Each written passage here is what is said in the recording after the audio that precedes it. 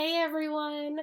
Volcano Hopper is here with Gypsy. She was very curious about what I was doing and wanted to come say hello to each and every one of you. And she's off on her own adventure. Hope each of you are doing well. I wanted to say, hey, see how your week is going, what you're up to, what's the news. Give me a shout out in the comments below or shoot me an email. You can find my email address on volcanohopper.com or send me a contact link that way. But I'd love to hear from you, see how you're doing. Things are pretty good here at base camp. Pretty chill. I've been home for the last 2 weeks. I think the only time I've left the house is to go on a run or a walk on days when it's not snowing like it is right now. I am not excited about the weather this week. It always snows in Colorado on Easter, and this year has been no exception. Despite everything else being different, it snowed very faithfully.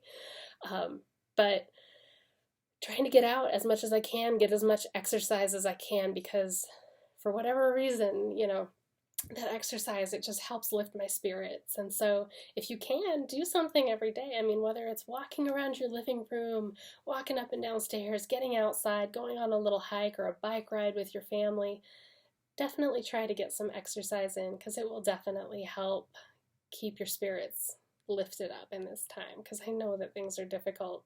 It's even been difficult for me, just not leaving the house, not seeing friends, coworkers, things like that. So, but I wanted to give a little shout out, even though my days are blending together and I am about a week late now, to the International Day of Volcanoes. That was on April 10th.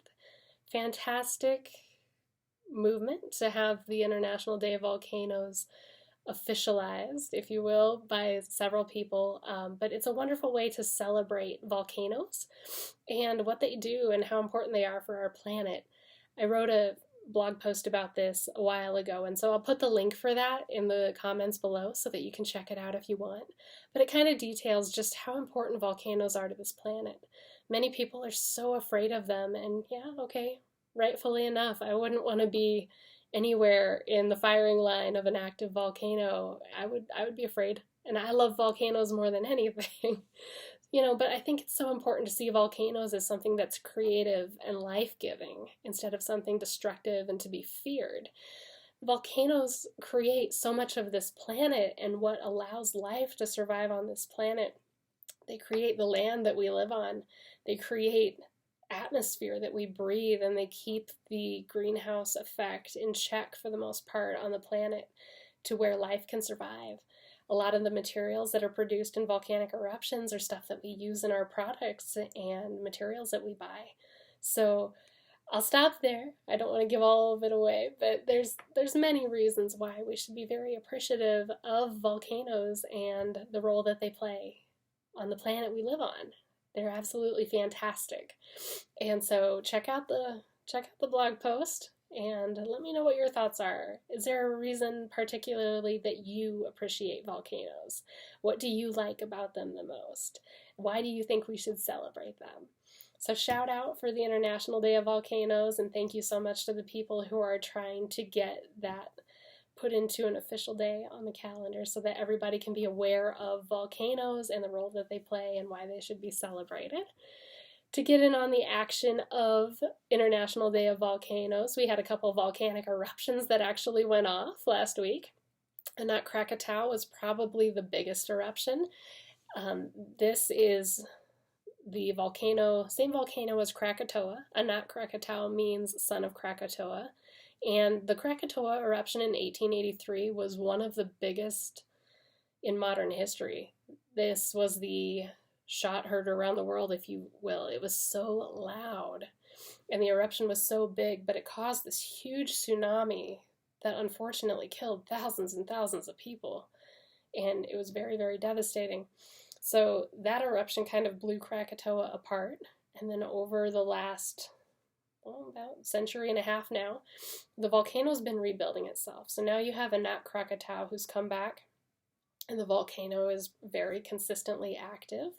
A few years ago, it did have another big eruption that unfortunately resulted in loss of life.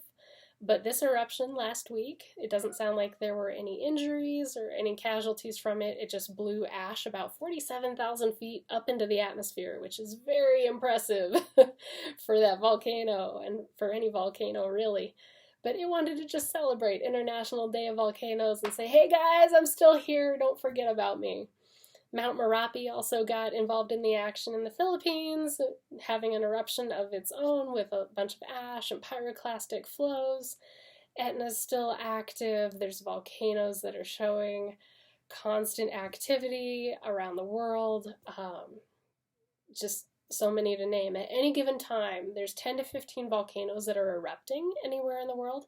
So don't panic if you hear news about this volcano and that volcano erupting. It's constantly in motion. It's just a matter of whether or not somebody's there to observe it erupting and say, hey, check this out. Oh, and here's the video that I took.